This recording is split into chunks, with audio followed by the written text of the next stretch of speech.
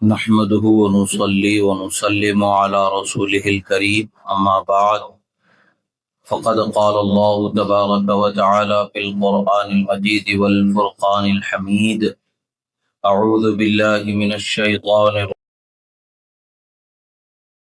الرجيم بسم الله الرحمن الرحيم فيها يفرق كل أمر حكيم أمرا من عندنا إنا كنا مرسلين صدق الله مولانا العظيم وصدق رسوله النبي الأمين الكريم ونحن على ذلك لمن الشاهدين والشاكرين والحمد لله رب العالمين۔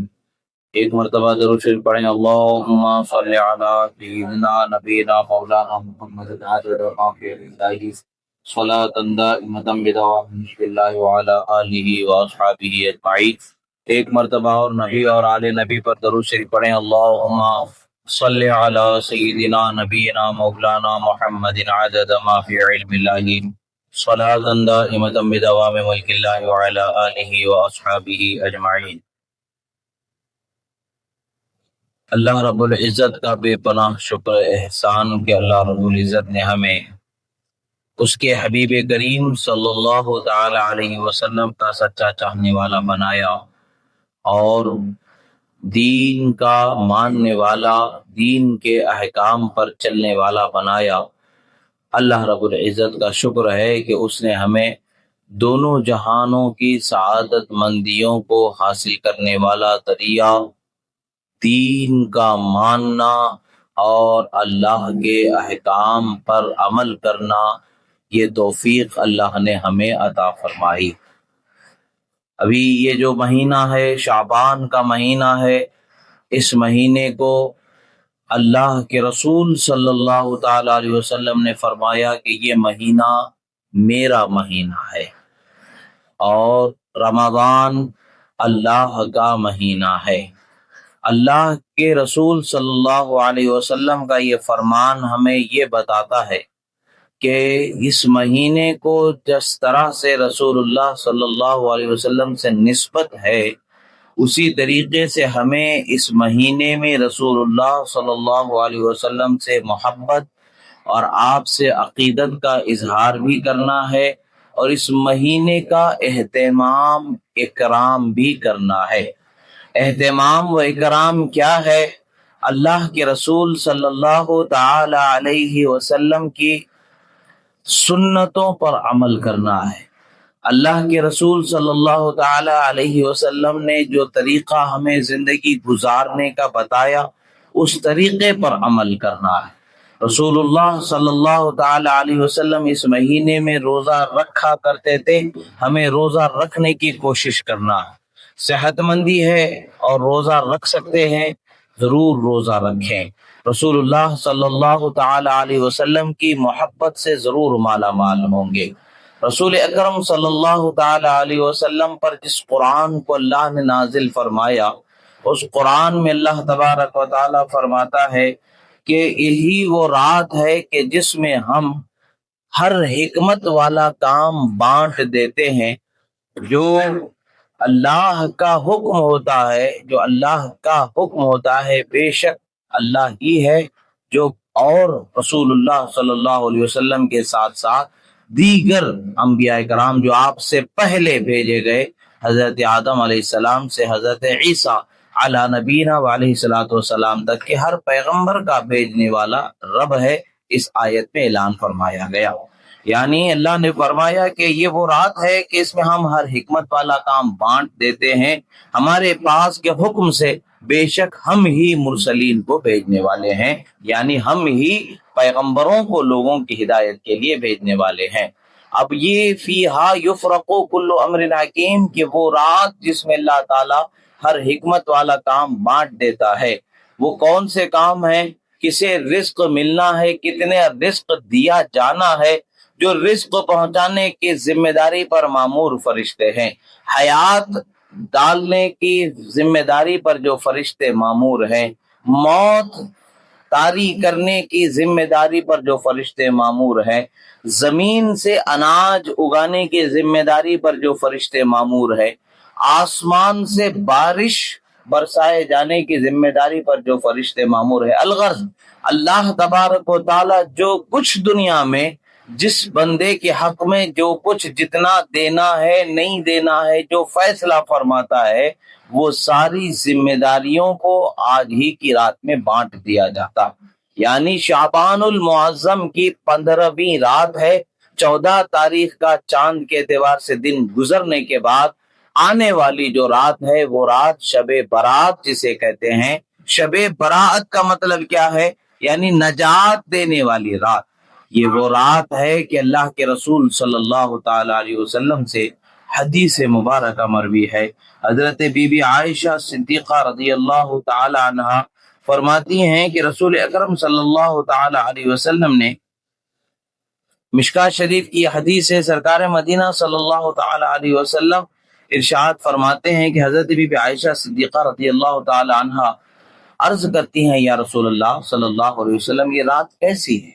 اس رات کو آپ اتنا اہتمام کر رہے ہیں، عبادت میں، دعا میں، استغفار میں، آخر کیا مقصد ہے، کیا اہمیت ہے اس رات؟ اللہ کے رسول صلی اللہ تعالی علیہ وسلم ارشاد فرماتے ہیں کہ اے عائشہ، کیا تمہیں معلوم ہے کہ شعبان کی 15ویں رات کیسی عظمت والی رات ہے؟ وہ رات، آپ ارشاد فرماتے اس رات میں اس سال پیدا ہونے والے جتنے بچے ہیں ان بچوں کا فیصلہ کر دیا جاتا ہے، مرنے والے جتنے انسان ہیں ان انسانوں کا فیصلہ کر دیا جاتا ہے۔ اسی طریقے سے یہ ہمارے جو سال بھر کے عمل ہوتے ہیں ان سال بھر کے عملوں کو اللہ تبارک و تعالیٰ کی بارگاہ میں پیش کیا جاتا ہے، مقام قبولیت اور مقام نامقبول۔ جو مقام ہے جہاں ہمارے عمل قبول کیے جائیں گے یا ہمارے عمل نہیں قبول کیے جائیں گے، دھتکار دیے جائیں گے، یہ دو صورتوں میں سے ایک صورت ہوگی۔ ہمارے عملوں کو اللہ تبارک و تعالیٰ کی بارگاہ خاص میں، قرب خاص میں پیش کیا جاتا ہے۔ مشکات المصابیح کی حدیث ہے، رسول اکرم صلی اللہ تعالی علیہ وسلم نے پھر دوسری جگہوں پر بھی فرمایا کہ یہ رات فیصلے والی رات۔ فیصلہ کیا ہوتا ہے؟ ایسے ایک روایت میں آتا ہے کہ سرکار مدینہ صلی اللہ تعالی علیہ وسلم آپ اپنے حجرہ مبارکہ میں ہیں، بی بی عائشہ صدیقہ رضی اللہ تعالی عنہا ہی کے حجرہ مبارکہ میں آپ رات میں عبادت کرتے رہے، نفل پڑھتے رہے، اس کے بعد پھر آپ رات کے کچھ حصہ گزر جانے کے بعد میں آپ اپنے حجرہ مبارکہ سے نکلتے ہیں اور باہر تشریف لے جاتے ہیں۔ چونکہ سرکار کی بیویوں کے حجرے متصل یکے بعد دیگرے لگے ہوئے تھے، حضرت بی بی عائشہ صدیقہ رضی اللہ تعالی عنہا کو ایک گمان گزرا کہ حضرت صلی اللہ علیہ وسلم کے ارادہ کچھ اور ہوا، حضرت نے کسی اور بیوی کے گھر تشریف لے جانا چاہا، شاید اس لیے آپ گھر سے لے گئے۔ ایک خیلش ہوتی ہے، خواہش ہوتی ہے، خیال ہوتا ہے کہیں مجھ سے کچھ ناراضگی کا سبب تو نہیں بن گیا، کہیں مجھ سے کچھ غفلت تو نہیں ہوگی۔ صحابہ کرام رسول اللہ صلی اللہ علیہ وسلم کی رضا جوئی میں ہمیشہ مصروف رہا کرتے تھے، کوئی خدشہ گزرا ہوگا۔ بہرحال حضرت ام المومنین رضی اللہ تعالی عنہا نے یہ دیکھنے کے لیے کہ سرکار کہاں تشریف لے جا رہے ہیں، آپ ان کے پیچھے پیچھے چلنے لگتی ہیں۔ سرکار صلی اللہ علیہ وسلم مسجد نبوی سے نکل کر کے بقیع شریف کی طرف تشریف لے جاتے ہیں۔ یعنی حضرت بیوی کو، ام المومنین کو یہ خیال گزرا تھا دل میں کہ کہیں کسی اور بیوی کے گھر سرکار تشریف لے جا رہے ہیں، شاید ایسا ہے، مگر دیکھا کہ وہ گھروں کے دروازے جوں کے توں بند ہیں، سرکار آگے نکلتے چلے جا رہے ہیں، آگے جا رہے ہیں۔ حضرت بیوی ام المومنین عائشہ صدیقہ رضی اللہ تعالی عنہا کو خیال گزرا کہ آخر کہاں تشریف لے جا رہے سرکار، رات کے اس وقت میں تشریف لے جانے کا کیا مقصد ہے، یہ جانا جائے۔ اگر صحابہ کرام اور ازواج مطہرات رسول اکرم صلی اللہ تعالی علیہ وسلم کے لیل و نہار کو دیکھ کر کے ہم کو بیان نہ کیے ہوتے تو اتنی معلومات ہمارے پاس کیسے پہنچ سکتی؟ انہوں نے ان کے پیچھے جانا شروع کیا، پیچھے پیچھے چلنے لگے، دیکھا کہ سرکار مدینہ صلی اللہ علیہ وسلم قبرستان، بقیع شریف کے قبرستان میں تشریف فرما ہے، اور سرکار صلی اللہ تعالی علیہ وسلم دعا فرما رہے۔ اب اس کے بعد میں دعا ختم ہو گئی، حضرت بی بی عائشہ صدیقہ رضی اللہ تعالی عنہا بھی دعا میں شامل ہو گئی، پیچھے خاموش دعا میں کھڑے ہو گئے۔ بعد میں سرکار صلی اللہ تعالی علیہ وسلم پلٹ کر کے دیکھتے ہیں، حضرت بی بی عائشہ سے فرماتے مسکراتے ہوئے، کیا تم نے گمان کیا کہ میں تمہارا حق تلف کر دوں گا؟ اللہ کا نبی کسی کا حق نہیں مارتا ہے، اللہ کا نبی کسی کے ساتھ بے انصافی نہیں کرتا ہے۔ سرکار مدینہ صلی اللہ تعالی علیہ وسلم کا ایک طریقہ تھا کہ جتنے بیویاں تھیں ہر بیوی کے پاس اتنا وقت آپ کا مقرر تھا. وہ جس بیوی کا جو وقت مقرر ہوتا اس بیوی کے پاس آپ وہ وقت مقرر ضرور پورا گزارا کرتے. اب وہ چونکہ وقت باری حضرت بی بی عائشہ صدیقہ رضی اللہ تعالی عنہ کی تھی تو اس لیے سرکار مدینہ صلی اللہ تعالی علیہ وسلم نے یہ بتایا کہ اللہ کا نبی کسی کے ساتھ بے انصافی نہیں کر سکتا. مگر آج تمہارے کمرے سے نکلنے کا مقصد کیا ہے؟ باہر آنے کا مقصد کیا ہے؟ مقصد یہ ہے کہ آج کی رات وہ عظیم رات ہے کہ اللہ تبارک و تعالی اپنے بندوں کو جو بنی کلب کی بکریوں کے بالوں کے برابر ہوں گے. یعنی عرب میں پورے عرب میں بنی کلب قبیلہ تھا، اس قبیلے میں سب سے زیادہ بکریاں پائی جاتی تھیں اور ان بکریوں پر کے جسموں پر جتنے بال ہوا کرتے، آپ فرماتے بنی کلب کی بکریوں کے جسموں پر جتنے بال ہیں اتنے لوگوں کو اللہ تعالی جہنم سے آزاد فرما دیتا ہے. ایک بکری کے جسم میں کتنے بال ہیں ہم کتنا اندازہ کر سکتے ہیں؟ گن سکتے ہیں؟ نہیں گن سکتے. پھر عام بکری کو نہیں گن سکتے. جو دمبا ہوتا ہے، جیسے بھیڑ ہوتا ہے، جیسے مینڈا، جیسے ہمارے زبان میں عرف میں ہمارے علاقے میں جیسے پوٹلا ہو، مینڈی جو پائے جاتے اس کے جسم پر زیادہ بال ہوتے. عرب کے جو قبائل تھے وہاں دمبا بھی تھے، بکریاں بھی تھے. چاہے آپ بکری مراد لو چاہے دمبا مراد لو، ہر اعتبار سے اس جانور کے جسم کی بالوں کو آپ گن نہیں سکتے. بنی کلب کے بکریوں کی بالوں کو جس طرح گن نہیں سکتی، ایسے ہی اللہ تعالی کتنے لوگوں کو جہنم سے آزاد کرتا ہے اس کا اندازہ نہیں لگایا جا سکتا.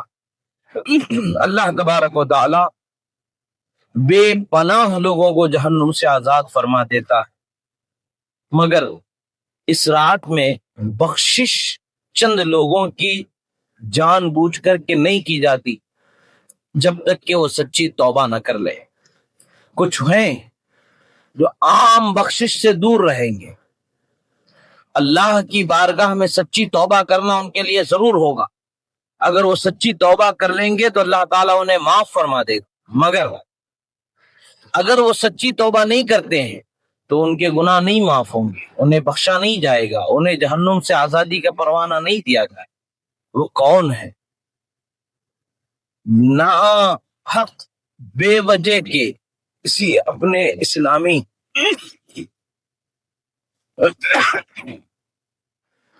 دینی بھائی کی بغض کو، کینے کو اپنے سینے میں پال کر کے رکھنا. بے وجہ کے کسی کی نفرت کو، کسی کے حسد کو اپنے دل میں پال کر کے رکھنا، ایسے شخص کو معاف نہیں کیا جائے گا. دوسرا وہ شخص ہے جو ماں باپ کا دل دکھانے والا ہے، ماں باپ کی دل آزاری کرنے والا ہے، اس کو بھی نہیں معاف کیا جائے گا جب تک کہ وہ اپنے ماں باپ سے سچی معافی مانگ لے اور اللہ کی بارگاہ میں سچی توبہ نہ کر لے، اس وقت تک کہ اسے معاف نہیں کیا جائے گا. ماں باپ بہت بڑی عظمت والی چیز ہے. ماں ہو چاہے باپ ہو، یہ اللہ کی دنیا میں بندوں پر بہت بڑی نعمتوں میں سے ایک ایسی نعمت ہے کہ جس کا بدل، جس کی دوسری کوئی مثال پیش نہیں کر سکتے. نہ باپ کی مثال پیش کر سکتے، نہ ماں کی مثال پیش کر سکتے. ایسی نعمت اللہ نے بخشی. ان کی دل آزاری کرنے والے کو اللہ تعالیٰ معاف نہیں فرماتا. اور ایسے ہی ہمیشہ شراب پینے کی عادت رکھ لینے والا، کبھی غفلت سے گناہ ہو گیا، کبھی اس نے زندگی میں پی لیا، چھوڑ دیا، توبہ کر دیا تھا، اب اللہ تعالیٰ سے پھر معافی مانگنے کی ضرورت نہیں ہے، وہ پی نہیں رہا ہے، شراب پینے کی عادت نہیں ہے، وہ معاف کر دیا جائے گا. مگر وہ اس کی عادت اس نے بنا لی ہے شراب پینے کی تو اسے معاف نہیں کیا جائے گا.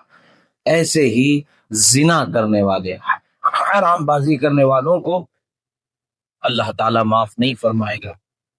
آج ہمیں اللہ کی بارگاہ میں اپنے آپ کو دیکھنے کی ضرورت ہے کہ کیا ہم اللہ کی بارگاہ میں معافی کے مستحق بھی ہیں کہ نہیں.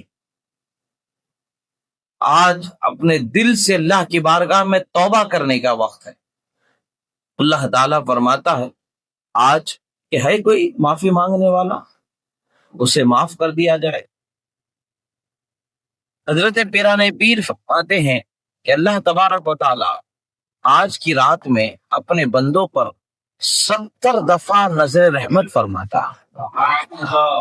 ہر بندے پر 70 دفعہ نظر رحمت فرماتا، اور صرف ایک مرتبہ کی نظر رحمت پر حال یہ ہوتا ہے کہ اس کی آخرت سنور جاتی ہے، اور دنیا جتنا اس کے لیے ضروری ہے، کافی ہے، اتنا اللہ تعالیٰ اسے عطا فرما دیتا ہے۔ 70 دفعہ دیکھتا ہے، اور وہ 70 دفعہ اللہ تبارک و تعالیٰ کے یعنی اللہ تعالیٰ اپنے بندے پر 70 دفعہ رحمت کو اتارتا ہے۔ ایک مرتبہ کی رحمت ملنے ہی پر وہ کامیاب ہو جاتا ہے، وہ آزاد ہو جاتا ہے جہنم سے، تو پھر 70 دفعہ اس پر اگر انعام کیا جائے تو پھر اس کا کیا حال ہوگا؟ 70 دفعہ اگر اس پر اکرام کیا جائے تو پھر اس کا کیا حال ہوگا؟ 70 دفعہ اللہ تبارک و تعالیٰ اس کے لیے درجات بلند فرما دے تو پھر اس کا کیا حال ہوگا؟ وہ کون سے بندے ہوں گے جو ان نعمتوں سے مالا مال ہوں گے؟ وہ بندے جو شراب نہیں پینے والے ہوں گے، زنا نہیں کرنے والے ہوں گے، چوری، حرام بازی، سٹا بیاج یہ نہیں کرنے والے ہوں گے، اور ایک دوسرے کا بغض، حقد، حسد اپنے دل میں نہیں رکھنے والے ہوں گے، اور پھر ماں باپ کی دل آزاری نہیں کرنے والے ہوں گے۔ ان سب کو اللہ تعالیٰ معاف فرما دے گا۔ اگر ان گناہوں میں سے کوئی گناہ ہم سے ہوا ہے تو آج ہمیں کانپنے کا وقت ہے، تھر تھرانے کا وقت ہے، اللہ کے بارگاہ میں سچے توبہ کرنے کا وقت ہے کہ آج کی رات میں اللہ تبارک و تعالی توبہ قبول فرماتا ہے، اور اس کو اللہ تبارک و تعالی معاف فرما دیتا ہے، رحمتیں برکتیں عطا فرما دیتا ہے، نعمتیں عطا فرما دیتا ہے، دنیا اور آخرت کی ساری برکتیں اس بندے کو مل جاتی ہیں جس بندے نے اللہ کی بارگاہ میں سچی توبہ کی۔ مگر افسوس کی بات یہ ہے کہ آج ہمارے حال ہم خوب جانتے، ہماری نگاہوں کے سامنے ہم دنیا کے بدلتے احوال کو خوب دیکھ رہے، حالات کا بدلنا ہم دیکھ رہے، اور قہر و غضب کا اترنا ہم دیکھ رہے۔ معلوم نہیں کب قیامت کی بڑی نشانیاں ظاہر ہو جائیں اور قیامت قائم ہو جائے، ہمیں معلوم نہیں ہے۔ قیامت تو خیر قائم ہونے والی ہی ہے، یقیناً حق ہے، مگر اس سے پہلے موت بھی آ سکتی ہے۔ کب ہمارے دہلیز پر موت کی دستک ہو جائے، کب ہمارے زندگی کے دروازے پر موت کی دستک ہو جائے، ہم اس کا اندازہ نہیں کر سکتے، ہمیں کوئی اس کے بارے میں علم نہیں ہے۔ اللہ ہی بہتر جانتا ہے، اور اللہ کے بتائے اس کا رسول بہتر جانتا ہے کہ معاملہ کیا ہے، ہم اس کو سمجھ نہیں سکتے ہیں۔ پھر ہم کس چیز پر نازاں ہیں، ہم کس چیز پر گھمنڈ میں زندگی گزار رہے ہیں، غرور و تکبر میں زندگی گزار رہے ہیں، پتہ نہیں کہ کب ہمیں موت آ دبوچے اور ہم توبہ کرنے سے بھی محروم رہ جائیں۔ آج کے وقت کو غنیمت جانیں، اپنے تعلق کو اللہ رب العزت سے خاص جوڑنے والا بندہ ہو جائے، اور جتنا ہو سکے اتنا آج کی رات میں عبادت میں وقت گزاریں، تسبیح و تحلیل میں وقت گزاریں، اور اللہ رب العزت کی بارگاہ میں اپنے گناہوں کی معافی مانگے، بالخصوص اپنے ماں باپ سے معافی مانگے۔ اگر آپ کے کسی بول سے، آپ کے کسی عمل سے آپ کے ماں باپ کو تکلیف پہنچی ہے تو جان لیں کہ جب تک کہ وہ معاف نہیں کریں گے اللہ بھی معاف نہیں فرمائے گا آپ کو، ہر ایک کو، چاہے وہ آپ ہو، چاہے وہ ہم ہو، چاہے جو کوئی بھی ہو۔ اگر اس نے اپنے ماں باپ کو تکلیف پہنچایا ہے اللہ اسے معاف نہیں کرے گا جب تک کہ اس کے ماں باپ اسے معاف نہیں کریں۔ اگر ایسے ہی کسی بندے نے شراب سے اپنا رشتہ جوڑا ہے، وہ جب تک کہ سچی توبہ نہیں کرے گا اللہ تبارک و تعالیٰ اسے معاف نہیں کرے گا۔ آج ہم دنیا میں ہیں، ہمیں اندازہ نہیں ہے کہ قبر کا کیا حال ہوگا۔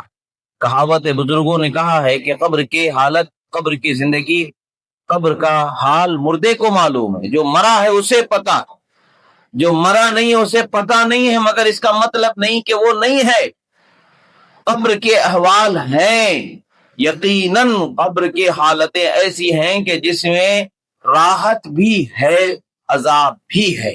اللہ کے رسول نے فرمایا کہ مومن کی قبر اللہ کے بندے کی قبر ایک حال سے ضرور خالی نہیں ہوگی. ایک یا تو وہ جنت کا باغ بنا دی جائے گی یا پھر جہنم کے گڈھوں میں سے ایک گڈھا بنا دیا جائے گا. یا تو راحت میں وہ رہے گا یا تو وہ عذاب میں رہے گا. سوال ہو سکتا ہے کہ بھئی جسم گل سڑ جاتا ہے تو پھر عذاب کس پر ہوتا؟ انسان کے جسم کے سارے اعضاء گل جاتے ہیں مگر ریڑھ کی ہڈی کا کچھ وہ حصہ ہے جو باریک ہو کر کے گلنے سے سڑنے سے بچا رہتا ہے. وہ قیامت تک کہ وہ باقی رہے گا. جو کچھ بھی عذاب ہونا ہے، انسان کا جسم اگرچہ گل سڑ جائے مگر اس حصے پر عذاب ہو رہا ہوگا اور اس سے روح کو تکلیف برابر پہنچ رہی ہوگی. یہ ہمارے سامنے حقیقتیں ہیں، اٹل حقیقتیں ہیں. اللہ کا کلام، اللہ کے رسول کا کلام ہمیں واضح طور پر ان سب چیزوں کی طرف ہمیں بیان ملتا ہے، ترغیب ترہیب ہمارے سامنے ہے. مگر پھر بھی ہم اس قدر نڈر اور بے باک ہو گئے ہیں کہ ہم کوئی چیز کا خوف اپنے دل میں نہیں بسا رہے، کسی چیز کا ڈر ہم نے اپنے دل میں نہیں بسایا. موت سے تو ہم اس قدر غافل ہو گئے ہیں اور ہم ایسے زمین پر زندگی گزار رہے ہیں کہ گناہ ایسے ہو رہے ہیں کہ شیطان بھی شاید کہ شرما جائے. آج حال کیسے ہیں؟ شادی شدہ لوگ زنا کی طرف کس قدر بڑھ رہے ہیں، غیر شادی شدہ لوگ زنا کی طرف بڑھ رہے ہیں. کیوں؟ ماحول کیوں بگڑ رہا ہے، حالات کیوں بگڑ رہے ہیں؟ ہم نے گناہ کو گناہ سمجھنا چھوڑ دیا، گناہ سے نفرت کرنا چھوڑ دیا، گناہ سے گھن کرنا ہم نے چھوڑ دیا. آج گناہ عام ہو گئے. آج ہمیں اپنے اخلاق کو، اپنے کردار کو سنوارنے کی ضرورت ہے. گناہوں سے اپنے آپ کو بچانے کی ضرورت ہے اور اپنے چاہنے والوں کو بھی، اپنے دوستوں کو بھی گناہ سے بچانے کی ضرورت ہے. آپ سچے دوست اسی وقت پر ہوں گے کہ آپ کا دوست اگر آپ کے سامنے شراب پینا چاہتا ہے تو آپ اسے پینے سے روک دیں. اگر وہ گناہ کرنا چاہتا ہے تو گناہ کرنے سے روک دیں. اگر آپ اس کا ساتھ دیتے ہیں، اس کے گناہ میں اگر آپ ساتھ دے کر کے اس کا حصہ دار بن جاتے، اگر آپ کسی کے ساتھ، کسی مرد ہو یا عورت ہو، وہ اگر کسی سے حرام تعلق اگر بنا رہا ہے اور اس تعلق بنانے میں آپ اس کا ساتھ دے رہے ہیں تو جتنا گناہ اس گناہ کرنے والے کا ہے اتنا ہی ساتھ دینے والے کا بھی گناہ ہے. اللہ تعالیٰ نے فرمایا ہے مومنوں کے لیے، تعاونوا علی البر والتقوی ولا تعاونوا علی الاثم والعدوان. نیکی پر ایک دوسرے کی مدد کرو اور گناہوں پر ہرگز ایک دوسرے کی مدد نہ کرو. آج دوستی یاری کے نام پر دوستوں کے احوال کو لوگوں سے چھپا کر کے وہ گناہ کر رہے ہوتے، ہم کو معلوم ہوتا ہے، پھر بھی ہم ان کے گناہ میں ان کا ساتھ دے رہے ہوتے ہیں، ان کے لیے موقع فراہم کر رہے ہوتے ہیں. نوجوان بچے بچیاں جو آج شادی بیاہ کا معاملہ، جو اس سے پہلے غیر شرعی طور پر ناجائز تعلق، ایک دوسرے سے پیار محبت کے حرام رشتے سے جو وہ جڑ رہے ہیں، اس میں جتنے دوست یار ان کا ساتھ دے رہے ہیں سب کے سب گناہ گار ہو. آخر ہم کب تک کہ اپنے آپ کو گناہوں سے الجھائے رکھیں گے؟ کیا وقت ہمارے لیے نہیں آیا ہے کہ ہم اللہ کی بارگاہ میں سچی توبہ کریں؟ آج کا وقت اللہ نے ہمیں غنیمت سے دیا ہے. معلوم نہیں صبح ہم اٹھیں گے کہ نہیں اٹھیں گے، مگر آج کی شب جو اللہ نے ہمیں بخشی ہے، اس رات میں اگر ہم سچی توبہ کر لیں تو ہو سکتا ہے کہ ہمارے آنے والا سال اللہ تعالی ہمیں امان کا عطا فرما دے، رحمت کا عطا فرما دے، برکت کا عطا فرما. فیصلہ اس کے ہاتھ میں، وہ جس کے حق میں جو فیصلہ کرنا چاہے کر سکتا ہے. اسے کوئی روکنے والا نہیں، کوئی مشورہ دینے والا نہیں، کوئی صلاح دینے والا نہیں، اس کی مرضی ہے. وہ نصیحت نہیں سنتا ہے، فتنہ فساد کر رہا ہے تو آپ اس سے دور ہو جاؤ. شریعت کا ایک مسئلہ، اگر آپ کے محلے میں کوئی آدمی شراب کھلم کھلا پی رہا ہے تو آپ اس سے رشتہ توڑ لینا ہے. آپ کو دوستی یاری نہیں رکھنا ہے اس سے. ایسے ہی کوئی حرام کام کر رہا ہے، زنا چوری وغیرہ، تو آپ کو اس سے مقاطعہ کرنا ہے، دوستی یاری نہیں رکھنا ہے اس سے جب تک کہ وہ اس کام کو چھوڑ نہیں دیتا. آج شرعی احکام کے نفاذ کے لیے سلطنت نہیں ہے اسلامی، دنیاوی حکومتیں ہیں، دنیاوی سلاطین ہیں، دنیاوی بادشاہان ہیں. اس لیے آپ ان سب چیزوں سے نہیں عمل میں لا سکتے ان چیزوں کو، مگر اس کا یہ مطلب نہیں ہے کہ آپ ان سے دوستی یاری نبھا لیں، آپ ان سے نفرت رکھیں۔ آپ دوست اپنا اسے بنائیں جو اللہ کی عبادت میں زیادہ جلدی کرنے والا ہے، یعنی وقت پر عبادت میں توجہ کرنے والا، دنیا کی توجہ کم اور اللہ اور اس کے رسول کی رضا جوئی کی جس کے اندر فکر ہوتی ہے، حلال و حرام کی جس کے اندر فکر ہوتی ہے، حلال و حرام کی تمیز رکھنے کی خواہش جس کے اندر ہوتی ہے، اس کے ساتھ دوستی رکھے۔ نمازوں سے غفلت کرانے والے کے ساتھ دوستی نہ رکھے، شراب خانوں کی طرف لے جانے والوں کے ساتھ دوستی نہ رکھے، حرام بازی کی طرف لے جانے والے کے ساتھ دوستی نہ رکھے، جوا سٹا اس طریقے کے جو حرام گناہ ہیں وہ کرنے والوں یا اس کے راستے بنانے والوں کے ساتھ ہرگز دوستی نہ رکھیں۔ دوستی ان سے رکھیں کہ جن کے ساتھ آپ رہیں تو خدا کی رحمت آپ کو مل جائے۔ ایک واقعہ میں یاد آ رہا ہے، میں آپ کو بتاتا ہوں کہ اللہ تبارک و تعالیٰ کے نیک مندوں کے قریب رہنے کا فائدہ کیا ہوتا ہے۔ ایک شخص تھا، اس شخص نے 99 قتل اس نے کیا۔ ایک مرتبہ جا رہا تھا کہیں سے، اس نے کسی کا بیان سنا، اللہ کا خوف و خشیت اس کے دل میں اتری، اس نے توبہ کرنے کا ارادہ بنایا اور دوسرے دن لوگوں کے جو نیک لوگ تھے ان کے پاس گیا، اس کے سامنے جو تھے ان کے پاس گیا، جا کر کے پوچھا کہ بھئی حضرت معاملہ ایسا ہے کہ میں 99 قتل کر چکا ہوں، میں توبہ کرنا چاہتا ہوں، میں اپنے گناہوں پر نادم ہوں، میں توبہ کرنا چاہتا ہوں، کسی سچے بندے کے ہاتھ پر توبہ کرنا چاہتا ہوں، کیا اللہ تعالیٰ مجھے معاف فرما دے گا؟ وہ گھبرا گئے، ڈر گئے۔ ایک قتل کا اتنا عذاب ہے، اتنا اسے جہنم میں جلایا جائے گا، ناحق کسی کو قتل کرنے کا اتنا بڑا گناہ ہے، اتنا بڑا گناہ ہے کہ جس کا تصور ہی نہیں کیا جا سکتا، اور یہ بندہ 99 قتل کر کے آیا ہے تو کتنا بھیانک اس کو عذاب ملے گا۔ وہ گھبرا گئے، بولے بھائی یہ ہم نہیں بول سکتے تم کو اللہ معاف کرے گا کہ نہیں معاف کرے گا، جاؤ جاؤ۔ یہ بندہ جب کچھ اور آگے گیا تو کسی نے کہا نہیں ہو سکتا، اب اس کو دماغ پھرا تو اس نے بولا کہ ایک اور قتل کر دیا، بولے 99 اب پورے 100 ہو گئے، چلو۔ اب اس کے بعد پھر دوسروں کے پاس گیا، بولا کہ میں نے 100 قتل کر دیے۔ 99 قتل تو انجانے میں کیے، 100واں قتل تو اس لیے کیا کہ اس نے کہا کہ اللہ مجھے معاف نہیں کرے گا، اس لیے میں نے اس کا قتل کر دیا۔ اب میں توبہ کرنا چاہتا ہوں، بتائیں کیا میرے لیے راستہ ہے؟ اس نے کہا کہ بھائی دیکھو، فلاں بستی میں چلے جاؤ، ایک اللہ کے ولی رہتے ہیں، ان کے ہاتھ پر توبہ کر لو، وہ دعا کر دیں گے، اللہ تمہاری توبہ ضرور قبول فرما لے گا۔ اب یہ بندہ نکلا توبہ کرنے کے ارادے سے، اپنے گھر سے اپنی بستی سے نکلا، راستے میں کچھ دور گیا ہی تھا کہ موت کے فرشتے حضرت اسرائیل علیہ السلام آ گئے۔ حضرت اسرائیل علیہ السلام آ گئے اور اس پر روح کو قبض کر لیا گیا۔ حدیث میں آتا ہے کہ مومن کی روح کو جب ایمان والا اللہ کا بندہ ہوتا ہے، اس کی روح کو لے جایا جاتا ہے تو 70,000 فرشتوں کے جلوس میں اس کی روح کو لے جایا جاتا ہے۔ اور ایسے ہی اگر اللہ کا کوئی نافرمان بندہ ہے اور اللہ اور اس کے رسول کو ناراض کرنے والا بندہ ہے تو وہ جو مومن کی روح، نیک بندے کی روح جو لے جاتے ہیں، وہ 70,000 رحمت کے فرشتے ہوتے اور یہ عذاب کے فرشتے ہوتے۔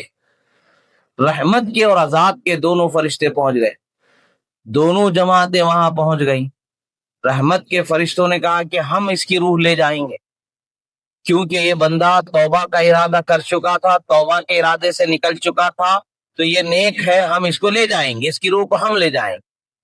جو عذاب کے فرشتے تھے انہوں نے کہا کہ نہیں، ابھی اس نے توبہ کی نہیں ہے، ارادہ بنایا تھا پھر ایک اور قتل کر دیا، اب ارادہ بنایا پھر اور کیا کرتا تھا پتہ نہیں، ابھی توبہ تو نہیں کی اس نے، نافرمان بہت ہے، سزا کا حقدار ہے، تو عذاب کے فرشتے ہی اس کی روح کو لے جانا ہے۔ دونوں فرشتوں کے درمیان تکرار ہونے لگی کہ ہم لے جائیں گے، ہم لے جائیں گے۔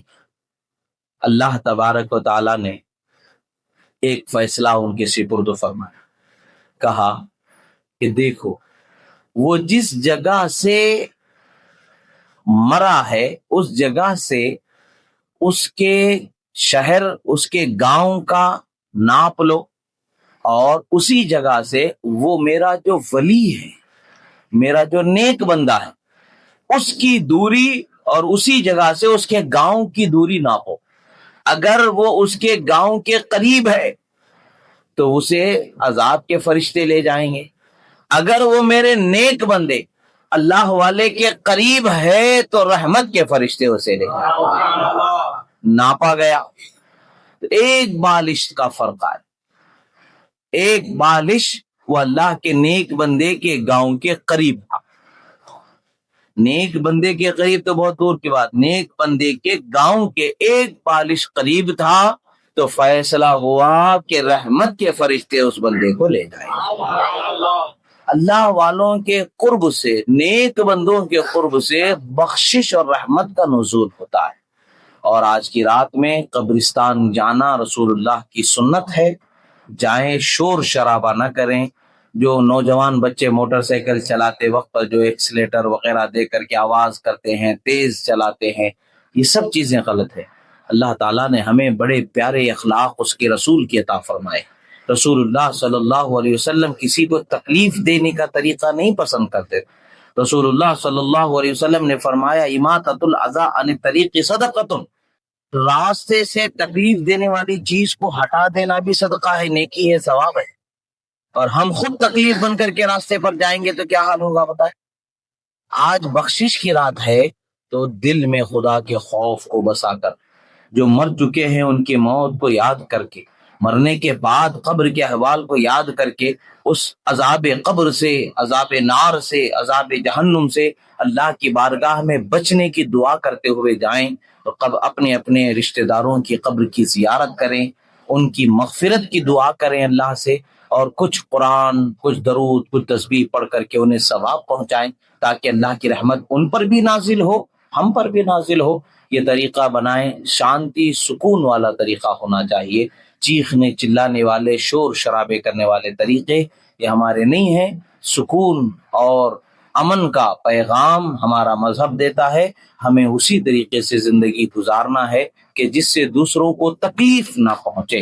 اللہ رب العزت کی بارگاہ میں دعا ہے، جو کہا گیا سنا گیا، کہنے میں سننے میں جو غلطی ہوئی اللہ تعالیٰ اسے معاف فرمائے۔